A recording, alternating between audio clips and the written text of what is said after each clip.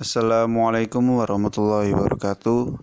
Di sini saya Lutfi Haris Nursi dan Riki Surya Alamsyah dengan NIM yang sudah tertera akan menjelaskan dan mempresentasikan 31 teori dalam bidang pemasaran dalam jurnal Holt tahun 2011. 31 teori meliputi yang pertama, teori biaya firma, yaitu teori biaya penyesuaian perusahaan memeriksa hubungan pemasaran yang sedang berlangsung dan menanyakan proses mana rantai pasokan harus menyesuaikan hubungan dengan mengakomodasikan perubahan dalam organisasi pemasaran individu dan strategi pemasaran mereka. Yang kedua yaitu teori agensi. Teori keagenan menjelaskan tata kelola perusahaan dengan menggambarkan pemilik perusahaan sebagai prinsipal yang memperkerjakan agen untuk menjalankan bisnis pengoperasian organisasi pemasaran.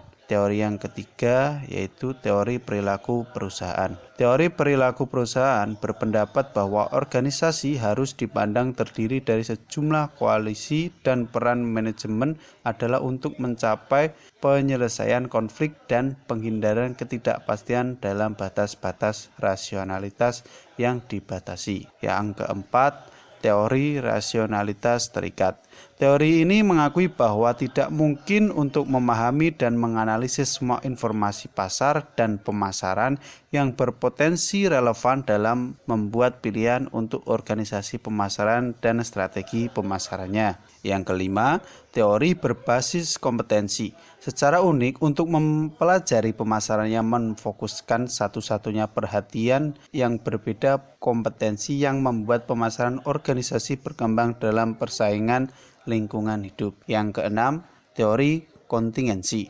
Teori ini menunjukkan bahwa tidak ada satu cara terbaik untuk mengatur organisasi pemasaran dan setiap cara mengatur organisasi pemasaran tidak sama efektifnya. Yang ketujuh, teori elektik produksi internasional. Teori elektik berpusat pada keuntungan dalam produksi untuk pemasaran organisasi seperti keunggulan komparatif, keunggulan spesifik lokasi berada di tempat yang tepat pada waktu yang tepat secara internasional, dan internalisasi pasar. Yang kedelapan, teori permainan atau game. Teori ini merupakan kumpulan model matematika yang dapat dirumuskan untuk pasar dan pengambilan keputusan pemasaran dalam situasi yang melibatkan konflik dan kerjasama dengan tujuan akhir mengembangkan solusi optimal atau hasil pemasaran yang stabil ketika para pemain yang terlibat memiliki tujuan pemasaran yang bertentangan. Yang kesembilan yaitu teori industri organisasi. Organisasi industri berfokus pada perilaku pemasaran strategis organisasi pemasaran, struktur pasar tempat mereka beroperasi, dan interaksi antara strategi pemasaran dan struktur pasar. Yang ke-10 yaitu teori ekonomi informasi. Ekonomi informasi adalah cabang dari teori mikroekonomi berfokus pada bagaimana informasi mempengaruhi keputusan ekonomi dari sebuah perusahaan. Yang ke-11 teori kelembagaan. Teori kelembagaan bergantung pada konstruksi sosial, informal, dan formal, pertukaran permasaran untuk membantu mendefinisikan struktur dan proses suatu organisasi. Yang ke-12 teori pengetahuan tampilan berbasis dari firma, karakteristik pasar dan ilmu pemasaran, dan ilmu persyaratan pengembangan dan menerapkan strategi pemasaran.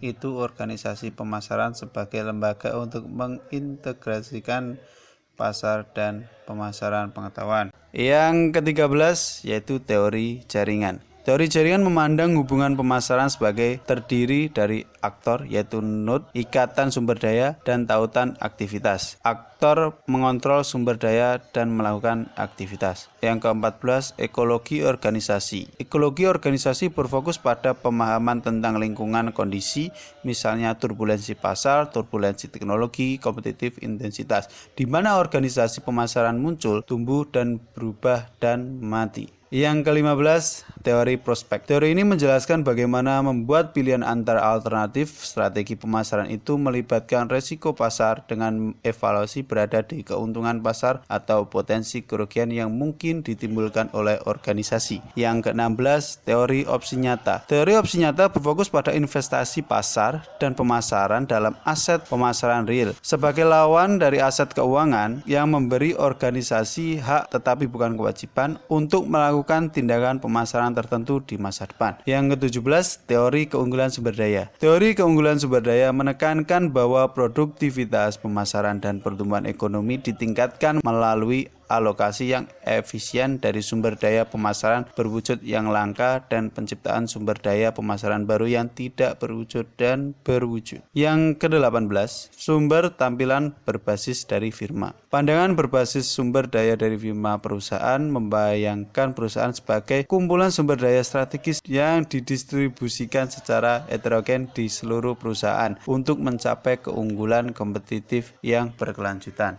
Yang ke-19 yaitu teori ketergantungan sumber daya. Teori ketergantungan sumber daya menggambarkan sumber dan konsekuensi kekuatan organisasi yang tertanam dalam jaringan saling ketergantungan dan sosial jaringan yang berputar di sekitar kendali dan ketergantungan pada sumber daya eksternal yang vital di lingkungan.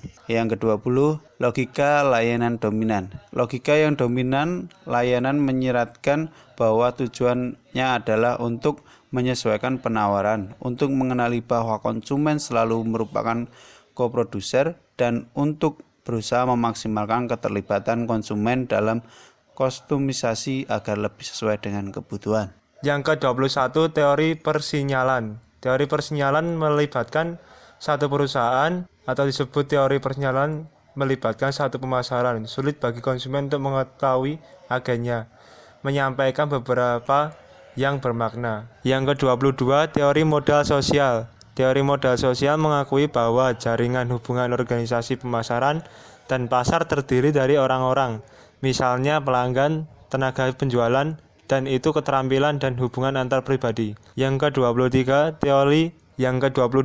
teori stakeholder. Teori pemangku kepentingan membahas moral dan teori pemangku kepentingan memfokuskan pemasaran, mengelola nilai-nilai pemangku kepentingan utama dalam mengelola perusahaan yang harus berurusan dengan banyak konstituen kelompok selain pemegang saham. Yang ke-24, teori pilihan strategi.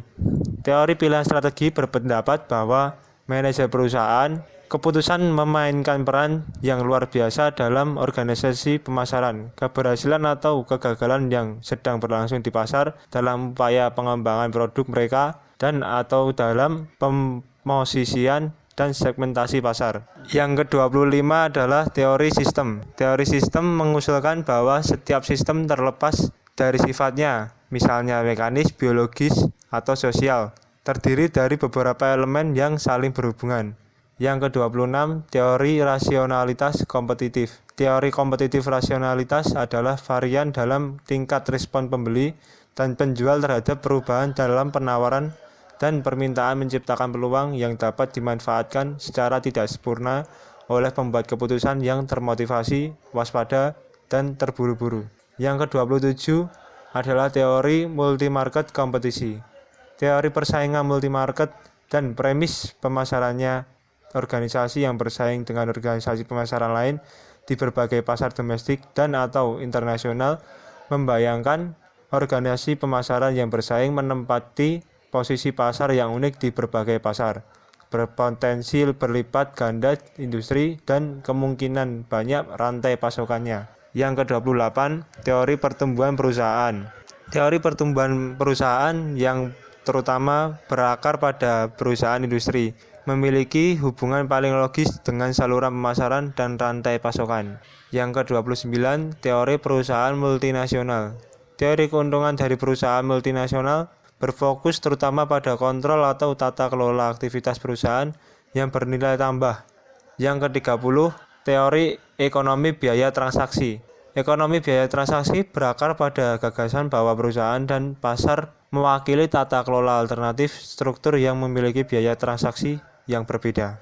Yang terakhir, ke-31, teori eselon atas. Teori eselon atas berpusat pada karakteristik manajer pemasaran puncak. pilihan mereka untuk menyusun organisasi pemasaran dan mengembangkan strategi pemasaran dan pilihan kinerja pasar yang terkait.